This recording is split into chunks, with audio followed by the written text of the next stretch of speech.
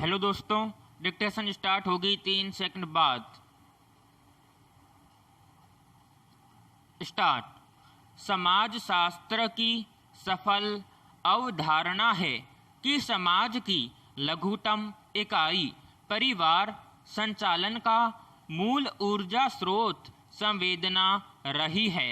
व्यक्ति के जन्म से लेकर मृत्यु तक यह संजीवनी के रूप में सहयोगी बना रहा है।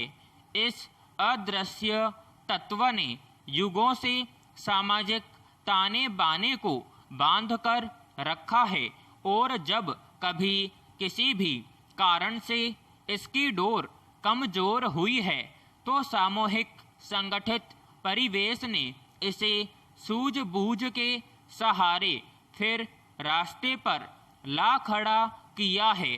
हमारे पूर्वजों के पास शैक्षणिक डिग्री नहीं थी, लेकिन उनके जीवन की आचार संहिताओं में वे सभी गुण मौजूद थे जिससे समाज में शांति, भाईचारे, सद्भाव और सहयोग की वर्षा हुआ करती थी।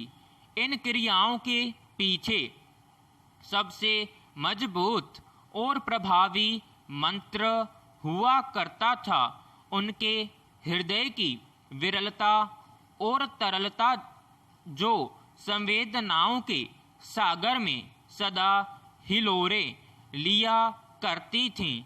कालांतर में जीवन जीने की कृत्रिम कला तथा कथित प्रगतिवाद, अतिशय भौतिकवाद ने संजोए मूल्यों की मात्रा में शरण की परिस्थिति ला दी और हम असीमित संसाधनों के रहते हुए भी आज अकेलेपन के उदासी दौर में आ गए हैं। जबकि एक वर्ष से जारी महामारी ने सब कुछ तहस नहस कर दिया है। पैराग्राफ। बचपन की स्मृति है कि हमारे 10 से 15 लोगों के परिवार में एक आंगन में एक ही चूल्हा जला करता था और उसी पर सभी का भोजन तैयार होता था। चूल्हों का अलग होना ही संवेदनाओं में दरार का कारण बना। हालांकि ग्रामीण स्तर से शहरी पलायन का रुख होना जीवन की कई मूलभूत आवश्यकताओं की अनिवार्यता भी थी। हर शाम गांव के प्रत्येक टोले में स्त्री पुरुष की अलग अलग गोष्ठी और उसमें दिनचर्या की चर्चा।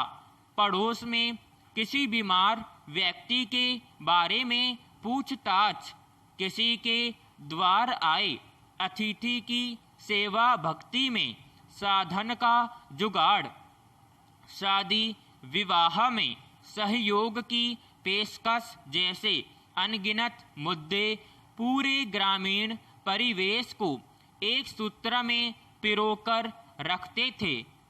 पड़ोस में हुई कोई शोक की घटना में बारी बारी से दूसरे घर से 3 दिनों तक पूरे परिवार का जलपान और भोजन का प्रबंध संवेदनाओं की धरातल पर खरी उतरती थी। पैराग्राफ।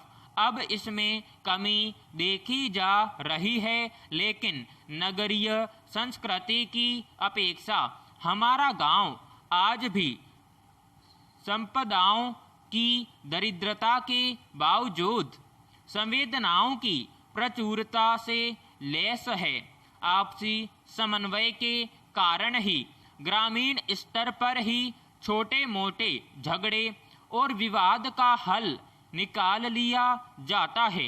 अनुभव है कि नगर के किसी व्यस्त मार्ग या चौक चौराहे पर वाहन दुर्घटना के शिकार किसी पीड़ित को महंगी गाड़ियों में चलने वाले अधिकतर महाशय उसे उसी हालत में छोड़कर आगे बढ़ जाते हैं। पैराग्राफ। आखिर हमारी विरासतीय संवेदना आज कहाँ लुप्त हो गई? हमारे कर्तव्य क्यों अधिक आत्मकेंद्रित हो गए और हमारी भावनाएं क्रूर नियति की क्यों भेंट चढ़ गई? कभी कभी व्यवस्था के कारण हम संवेदनाओं को वितरित करने का कृपण स्वांग रचते हैं, लेकिन खुद संकट के दौर से गुजरने की नौबत आने पर मदद पाने के लिए अतिशय आकांक्षी बने रहने की लोभ लीला में तल्लीन हो जाते हैं। विचारणीय कथ्य है, कर भला हो भला के मर्म पर ही हम संवेदनाओं की सीढ़ी चढ़कर सेवा और सहयोग के लक्ष्य को स्पर्श कर पाते हैं। समाज में व्याप्त स्वार्थी और अवसरवादी तत्वों ने संवेदनाओं की गरिमा को अपने पंजे में जकड़ लिया है। पैराग्राफ।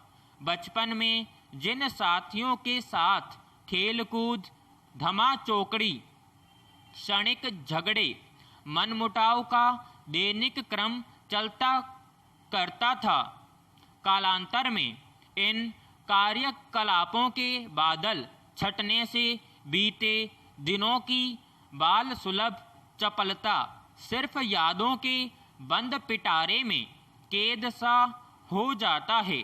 नौकरी मिल जाने पर बचपन के कुछ मित्रों के साथ कुछ दिनों तक तो संबंध के धागे जुड़े रहते हैं, जबकि काल के प्रवाह में हम संवेदना शून्य हो उनकी कभी खोज खबर नहीं लेते, जिनके साथ कभी खेल के मैदान में धक्का मुक्की, पतंग उड़ाने में बहस, मिठाई खाने में छीना झपटी की मनुहारी घटनाएं हुआ करती थीं।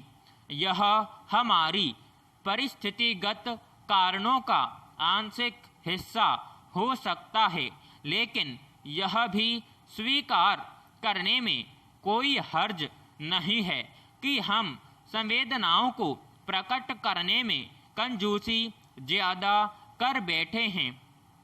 कोरोना कहर में अपने कुछ मित्र काल के गाल में समा गए। नियम कायदों के तहत दिवंगत मित्र के शोक संतप्त परिवार से मिलने की भी मनाही थी। सोशल मीडिया के विभिन्न मंचों या फोन से ही पीड़ित परिवार को धैर्य देने की औपचारिकता हम सबों में से कुछ ने की, जबकि अनेक मित्र ने तो सिर्फ मौन धारण करना ही उचित समझा। संवेदना शरण का इससे क्रूर उदाहरण नहीं मिलता। विराम समाप्त।